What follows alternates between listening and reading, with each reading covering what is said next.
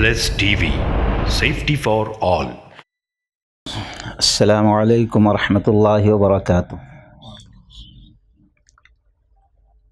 نحمده ونصلی علی رسوله الکریم۔ فاعوذ باللہ السمیع العلیم من الشیطان الرجیم من همزه ونفخه ونفثه بسم اللہ الرحمن الرحیم۔ وذکر فإن الذکریٰ تنفع المؤمنین۔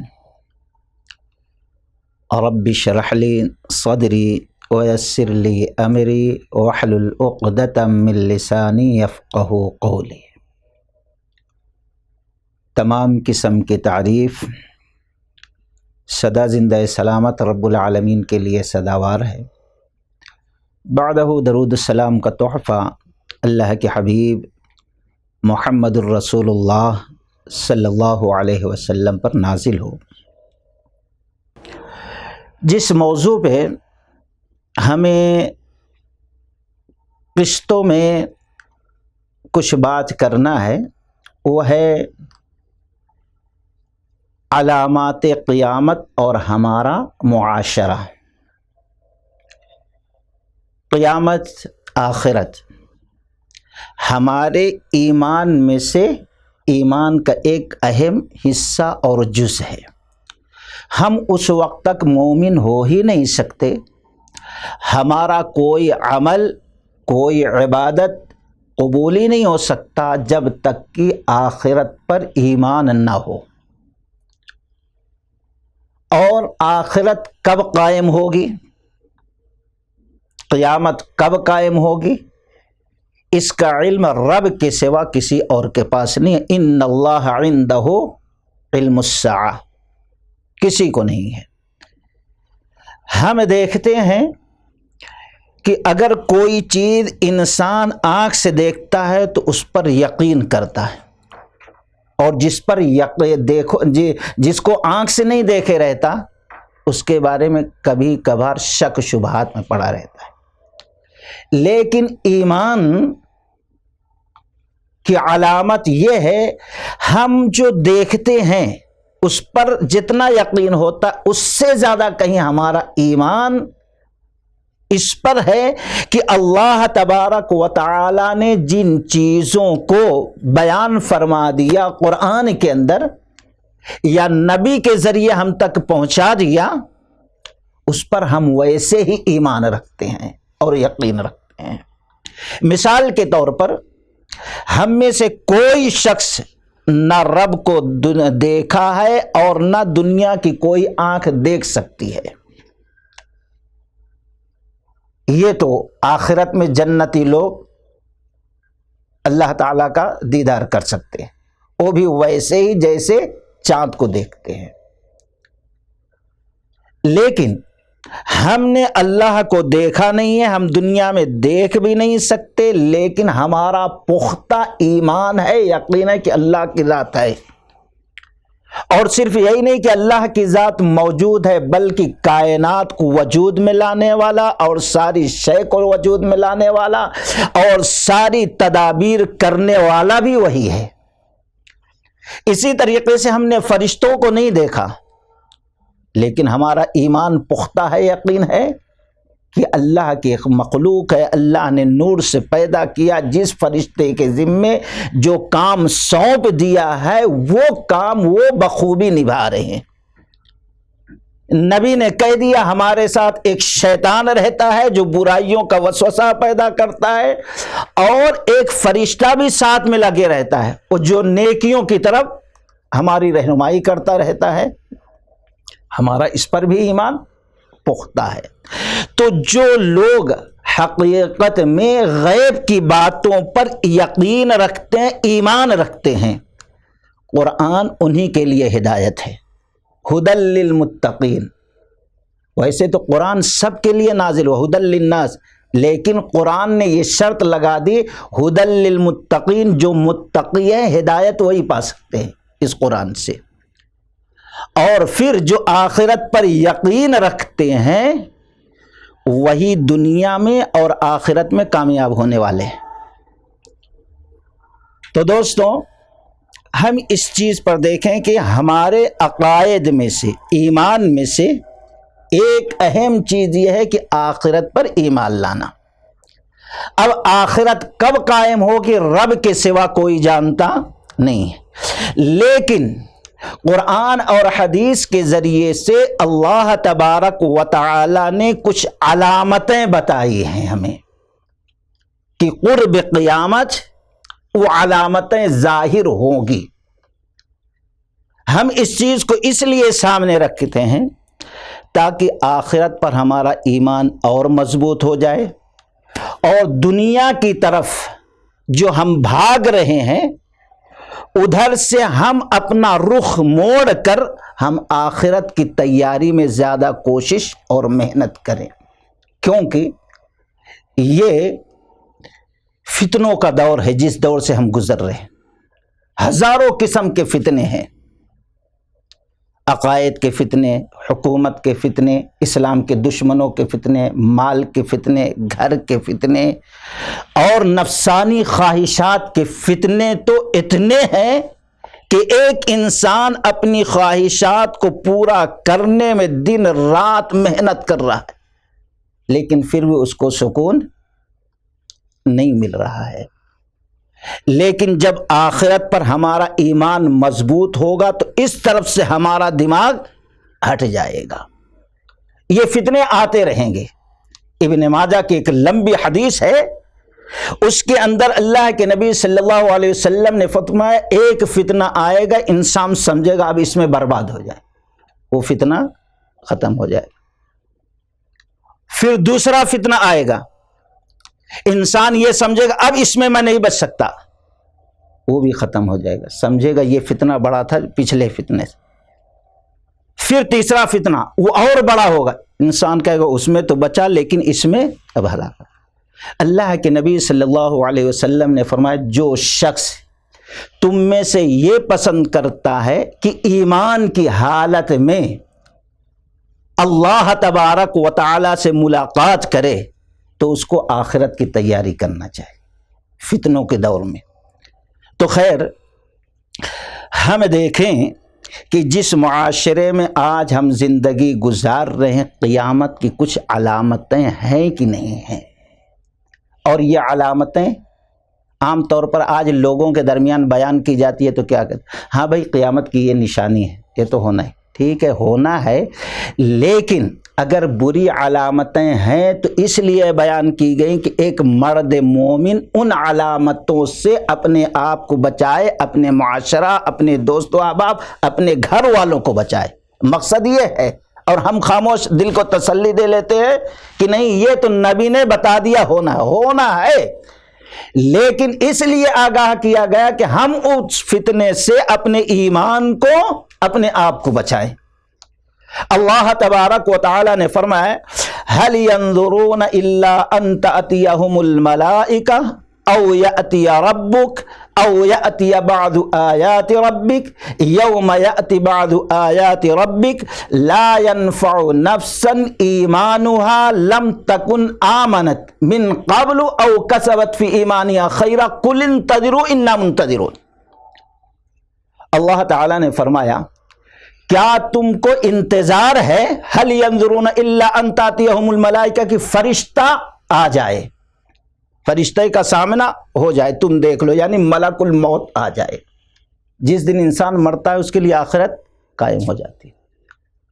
اب اگر کوئی شخص ملک الموت کو دیکھ لیتا ہے اس وقت، یا اللہ تعالیٰ کا او یأتی ربک، یا تمہارا رب سامنے آ جائے، یعنی قیامت قائم ہو جائے، یہ دنیا ختم، دوسری دنیا قائم ہو جائے، رب العالمین اپنے بندے کو اپنے سامنے ٹھہرائے اور زندگی کے ایک ایک لمحہ، ایک ایک سیکنڈ، ایک ایک لحظہ کے بارے میں سوال کرے، کیا اس کا انتظار ہے کہ اس وقت تم اصلاح کرو گے اپنی؟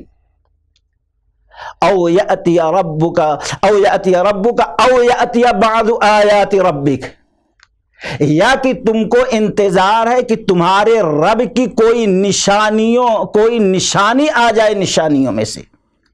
اگر ایسا ہے، یہ تینوں چیزوں میں سے کوئی چیز کا سامنا تمہارا ہوگا تو لا ينفع نفسا ایمانها، اس کے پہلے اگر کوئی ایمان نہیں لایا تھا، اب یہ چیزیں دیکھ لینے کے بعد ایمان لاتا ہے تو اس کا ایمان اللہ قبول نہیں کرے گا۔ لا ينفع نفسا ایمانها، اس کا ایمان نفع بخش نہیں ہو۔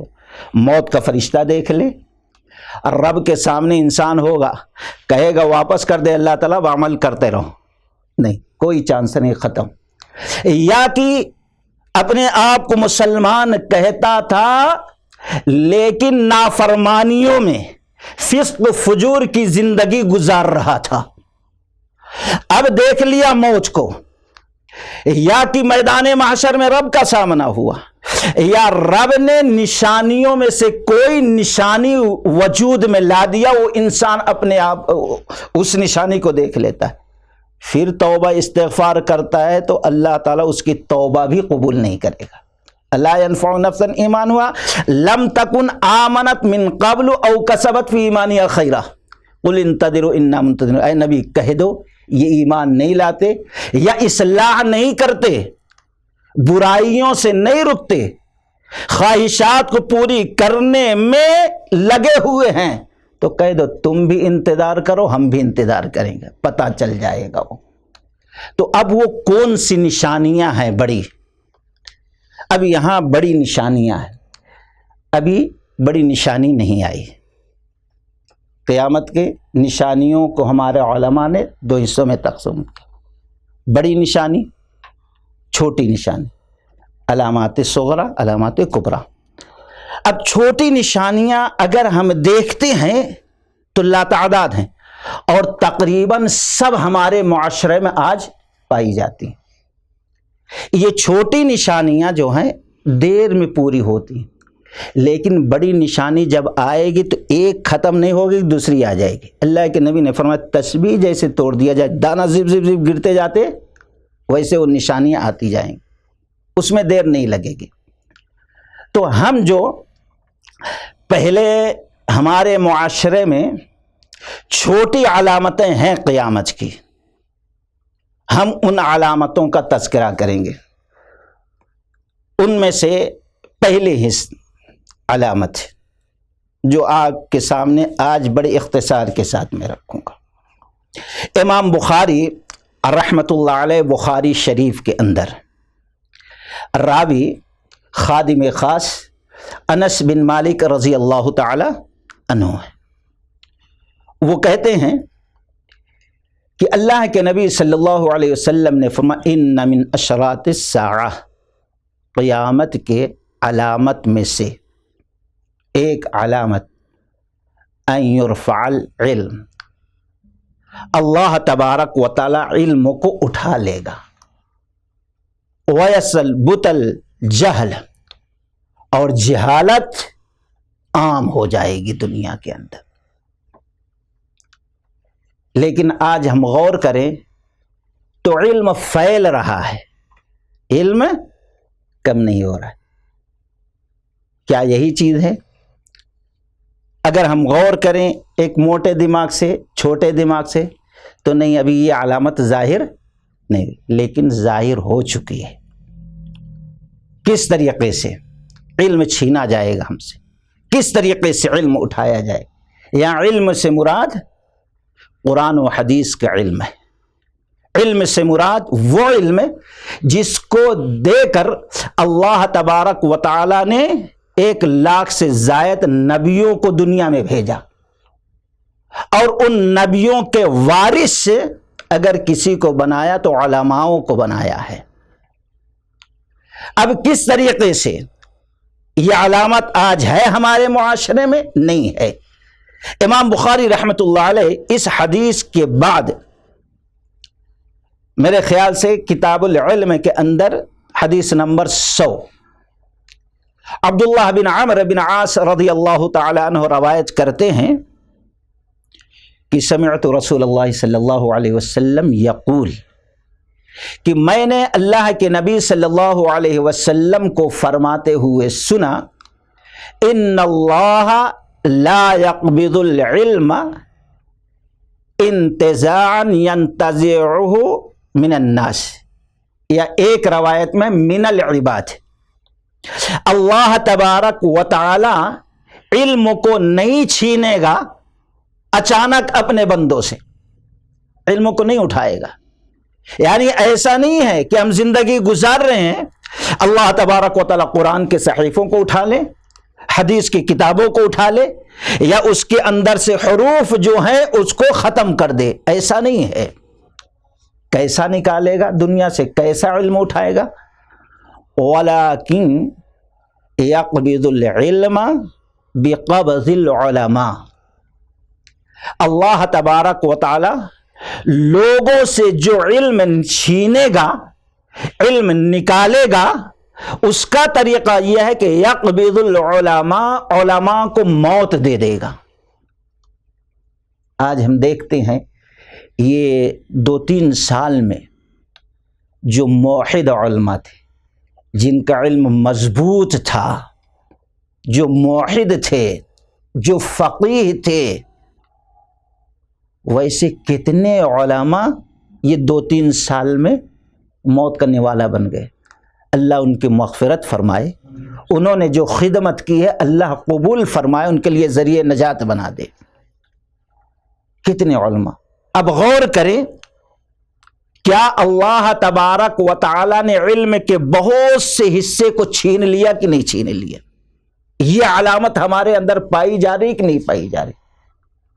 اب اس وقت ہمارے ایمان کا تقاضا یہ ہے کہ جو علماء بچے ہوئے ہیں ان کی ہم قدر کریں۔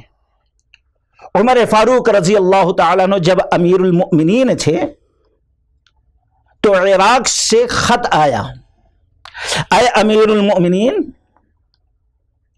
یہاں کے چند بستی ایسے ہیں، چند علاقے ایسے ہیں جہاں پہ بہت سے لوگ ابھی نئے نئے اسلام میں داخل ہوئے، آپ سے گزارش یہ ہے کہ دین کے جو زیادہ جاننے والے صحابی ہیں وہ صحابی کو آپ یہاں بھیجیں تاکہ وہ جو ابھی اسلام میں داخل ہوئے ہیں ان کو صحیح دین کا علم دے سکیں۔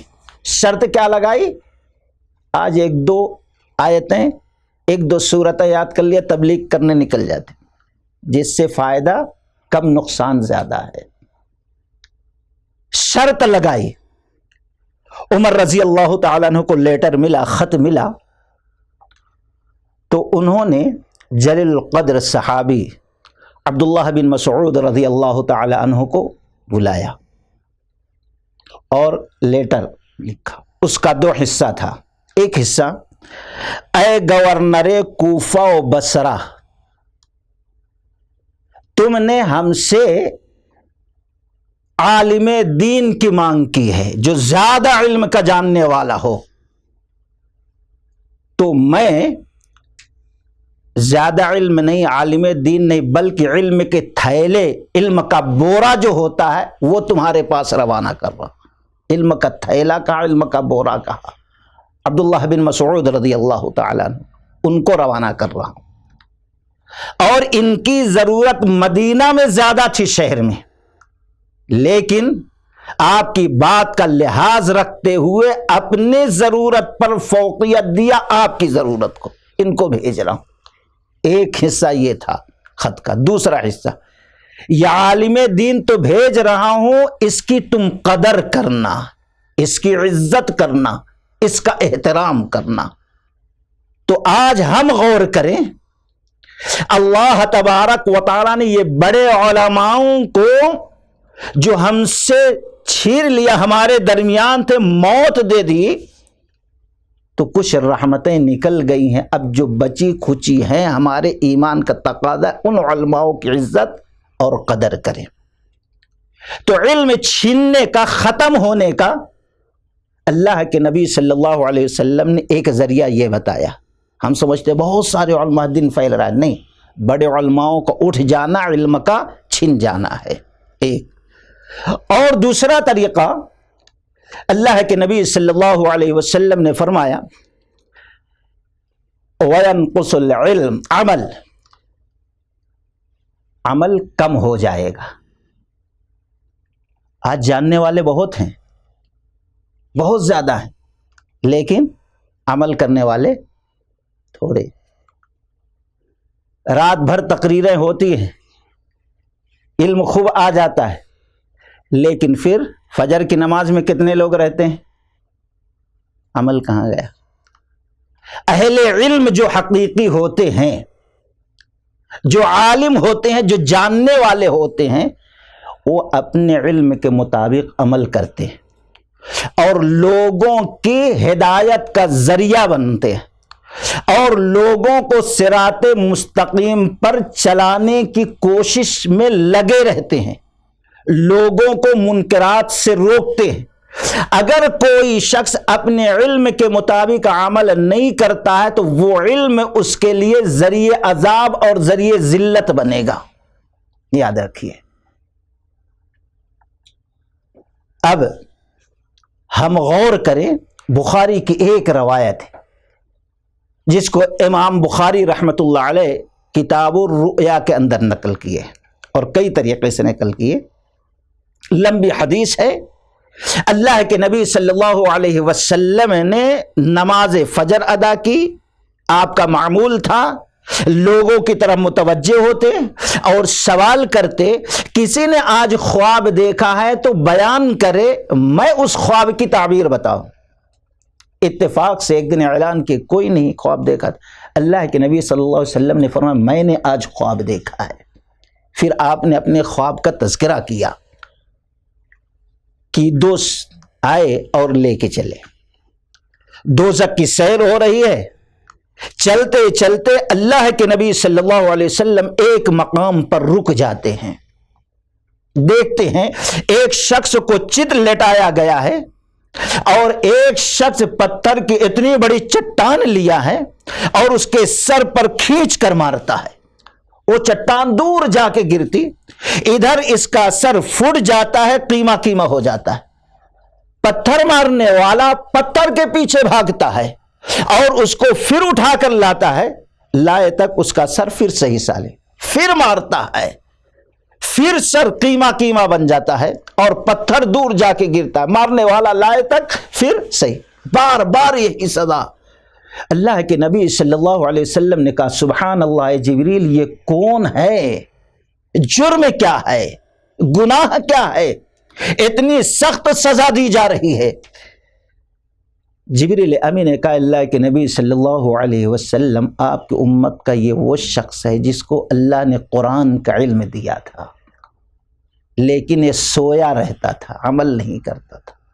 اللہ، حافظ صاحب ہیں، علم دیا ہے اللہ تعالیٰ نے خوب، لیکن اس علم پر عمل نہ کیے، جس کی وجہ سے یہ سزا دی جا رہی اور قیامت تک دی جاتی رہے گی. گویا ایسے لوگوں کے مرتے ہی آخرت شروع ہوتی ہے اور عذاب بھی شروع ہو جاتا ہے. تو وینقص العمل. ایک تابعی آتے ہیں، حافظ ابن کثیر رحمۃ اللہ علیہ نقل کیا ہے، ظاہر بات ہے وہ صحابی سے علم سیکھا تھا، پختہ علم تھا ہم لوگوں سے زیادہ، اور دینداری بھی رہی ہوگی.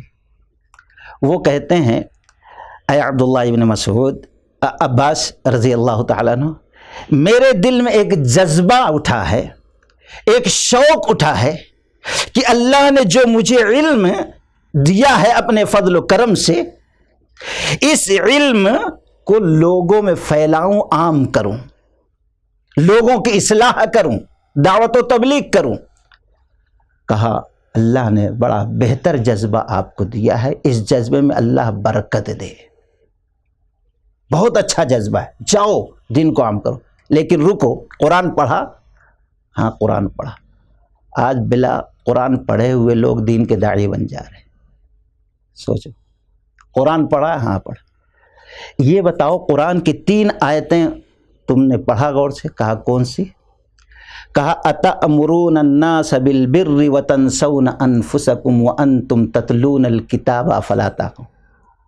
تم کتاب کی تلاوت کرتے ہو، صرف نمازی کا ذکر نہیں، اخلاق کا ذکر، بد اخلاقی کی باتوں کا ذکر، جھوٹ کا ذکر، سچ کا ذکر، روزے کا ذکر، اللہ تعالیٰ کے کیا حقوق ہے، ماں باپ کے کیا حقوق ہے، رشتہ داروں کو کیا حقوق ہے، دشمنوں کے ساتھ کیا رہنا ہے، کیسے رہنا ہے، کاروبار کیسا کرنا ہے، کیا جائز کیا ناجائز، سب اللہ نے بیان کیا۔ پڑھے؟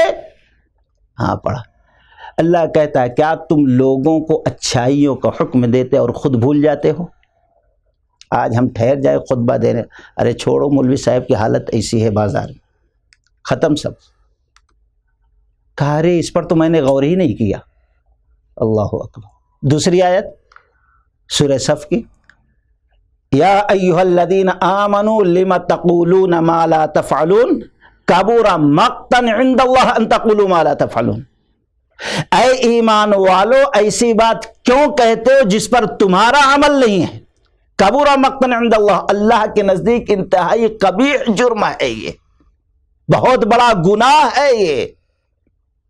کہو تم لوگوں کو نصیحت کرو لیکن خود اس پر عمل نہ کرو۔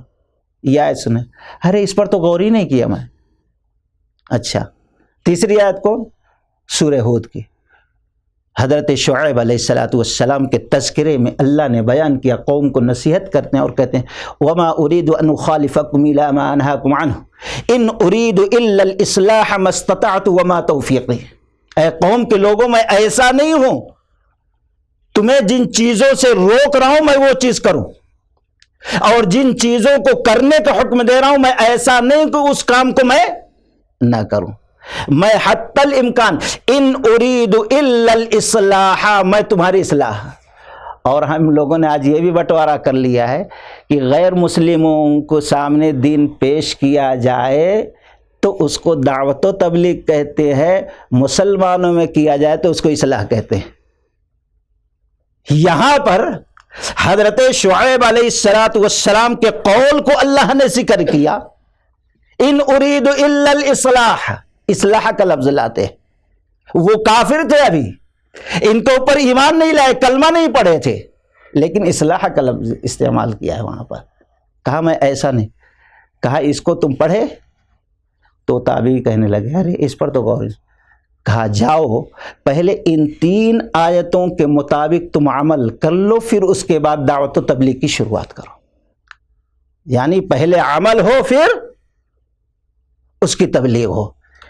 تو علم چھین جانے کا دوسرا طریقہ جو ہے، علم تو ہو لیکن اس کے مطابق عمل نہ ہو، یہ ذریعہ۔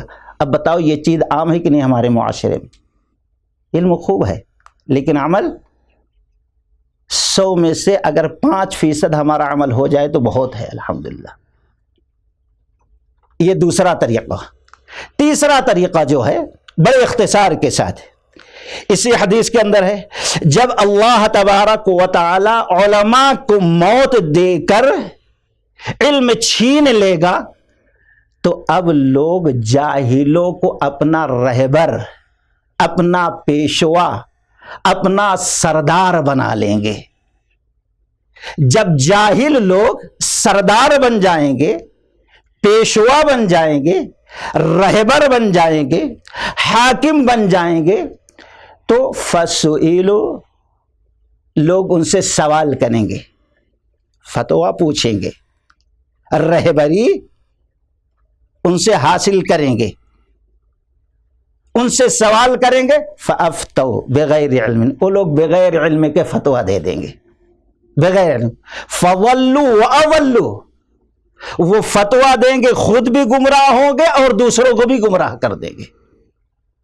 آج دیکھو کتنے لوگ ہیں دوستو بغیر علم، اور خاص کر آپ دیکھو، اللہ رحم کرے، اللہ اصلاح فرمائے ہم پر، ہماری کہ آج مسجدوں پہ مدرسوں پہ بھی کئی لوگ کہتے ہیں بھائی ایسا عالم ہو جو ہماری سننے والا ہو، ہماری سننے، بلا رہے ہیں سیکھنے کے لیے بحیثیت عالم رکھ، لیکن ان کی سننے والا ہونا، قرآن و حدیث سنانے والا نہ ہونا، یہ ہے ہمارے معاشرے، یہ ہے علم کا اٹھ جانا ناقدر۔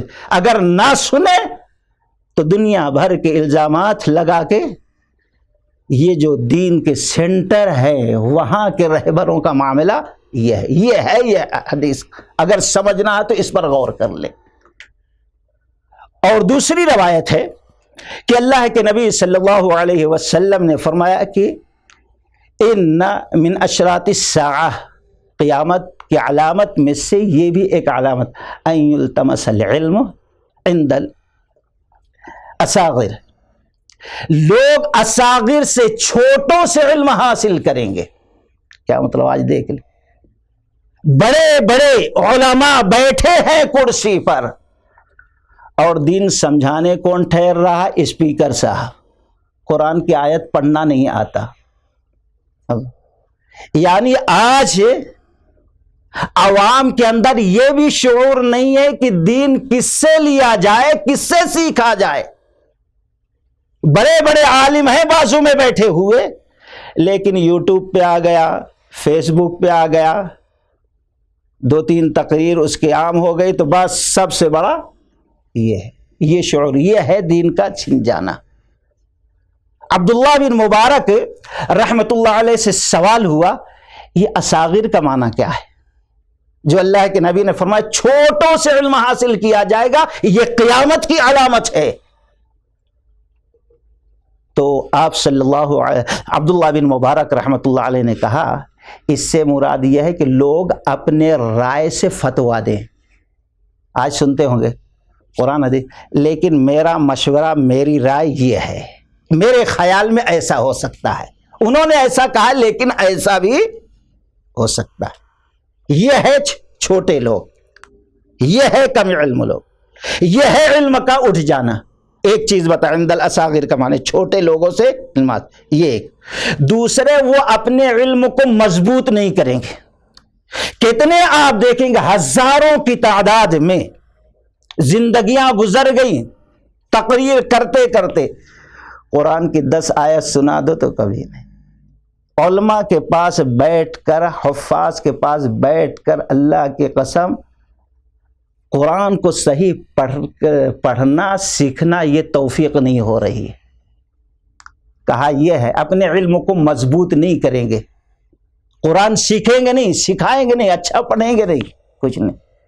ابھی بھائی نے جب کہا، ایک صاحب ابھی کچھ ایڈریس دیے، پلر نمبر 102 ایسا کچھ بولے، تو میرے کو یاد آیا کہ آج بہت سے ایسے دین کے داعی ہیں جو قرآن کو 102 150 اس طریقے سے، جبکہ قرآن اللہ تعالیٰ کہہ رہا پڑھ کے نبی ربنا وبعث فیہم رسولا منہم یتلو علیہم۔ ابراہیم علیہ السلام تمام آزمائش میں جب کامیاب ہوئے، اللہ نے اپنا خلیل بنایا تو کئی چیزوں کی دعائیں مانگی، ان میں ہمارے لیے بھی دعا مانگی، اور دعا کیا تھی؟ ربنا وبعث فیہم رسولا منہم یتلو علیہم۔ اے اللہ، ان میں ہی ایک ایسا نبی تو مبعوث فرما دے، یتلو، جو قرآن کی آیتوں کو تلاوت کرے۔ نبی کے پیدائش کے کتنے سال پہلے دعا مانگی تھی، شرط رکھی تھی دوستو، اور اللہ نے یہ صفت نبی کے بیان فرمائی، یتلو یتلو یتلو، تلاوت کرتا ہے، تلاوت کرتا ہے، تلاوت کرتا ہے۔ لیکن آج ہم غور کریں، قرآن کے ذریعے سے اپنے علم کو مضبوط نہیں کیا جاتا۔ آج ایک عالم تقریر کرے، چلو بھائی مسجد میں کر لو، چند لوگ آ جائیں گے، لیکن اسپیکر صاحب آ گئے جنہوں نے اپنے علموں کو مضبوط نہیں کیا، تو لاکھوں روپے کا اسٹیج سجایا جاتا ہے۔ یہ ہے ناقدری، یہ ہے علم کا اٹھ جانا، یہ ہے علامت قیامت میں سے ایک اہم علامت دوستو، ایک اہم علامت۔ اور پھر عبداللہ بن مبارک رحمت اللہ علیہ نے کہا، یہ قرآن و حدیث کے ذریعے سے مسائل استنباط نہیں کریں گے۔ بھائی قرآن میں ایسا ہی ایسا ہو سکتا ہے، یہ قرآن کے ایسے، یہ حدیث سے یہ مسئلہ نہیں، میرا خیال، میرا گمان۔ یہ ہے عند الاصاغر، چھوٹوں سے علم حاصل کرنا۔ عبداللہ بن مسعود رضی اللہ تعالی عنہ کہتے ہیں کہ جب تک لوگ صحابہ کے ذریعے سے علم حاصل کرتے رہیں گے، صحابہ کے ذریعے سے علم آتا رہے گا، کبار علماء، بڑے بڑے علماء، ہمارے جیسے چدی پدی چھوٹے موٹے نہیں، بڑے بڑے علماء سے علم حاصل ہوتا رہے گا، پہنچتا رہے گا، جب تک یہ بہتری اور خیر پر رہیں گے۔ خیر پر یہ ثابت رہیں گے۔ لیکن جب چھوٹے لوگوں سے علم آنا شروع ہو جائے گا تو اب ان کا مقدر تباہی و بربادی بن جائے گی، اور وہ چیز آج اختلاف پہ اختلاف، اختلاف پہ اختلاف، فساد، لڑائی جھگڑے، بغض، حسد، کینہ، کپٹ، یہ ساری چیزیں عام ہوتی جا رہی۔ کیوں؟ یہ چھوٹوں کے ذریعے سے آج بڑے علماء بیٹھے ہیں لیکن چھوٹوں سے علم حاصل کیا جا رہا، ان سے فتاوے اور مسائل۔ یہ ہے ہمارے معاشرے میں قیامت کی ایک اہم علامت دوستو۔ اسی طریقے سے عند الاصاغر، چھوٹے لوگوں سے علم تلاش کرنے سے یہ بھی ہے بدعتی لوگوں سے علم لینا، سوال کرنا۔ آج کتنے ہیں اہل حق؟ ہم میں سے 10 منٹ کہیے مولوی صاحب سے، امام صاحب سے بیٹھ کر مسائل پوچھ لو، سیکھ لو، نہیں، گھنٹوں جو شیعہ علماء ہیں، بدعتی علماء ہیں، ان لوگوں کی سیڑھیاں سن سن کے اپنے عقائد کو، اپنے علم کو، اپنے عمل کو برباد کرتا ہے آج نوجوان۔ تو خیر، یہ ہے علم کا اٹھ جانا۔ یہ 3 علامتیں ہم نے بڑی اختصار کے ساتھ رکھی ہے، اور آج تو یہ بھی چل رہا ہے، بہت سے لوگ علماؤں سے دور کر رہے ہیں۔ یہ ہے اصل۔ تو یہ کن کی علامت ہے؟ اسلام کے اندر سب سے پہلا فرقہ جو جنم لیا اس کی۔ انشاءاللہ پھر دوسرے قسط میں یہ سب باتیں آئے گی۔ ہم اللہ تعالیٰ سے دعا کرتے ہیں اللہ تبارک و تعالیٰ صحیح معنوں میں ہم کو علم سیکھنے اور قرآن و حدیث کی سچی پکی سمجھ عطا کرنے کی توفیق رفیق عطا فرمائے۔ بارک اللہ لنا ولکم فی القرآن المجید ونفعنا وإیاکم بالآیات والذکر الحکیم، وآخر دعوانا ان الحمد للہ رب العالمین۔ السلام علیکم ورحمۃ اللہ وبرکاتہ۔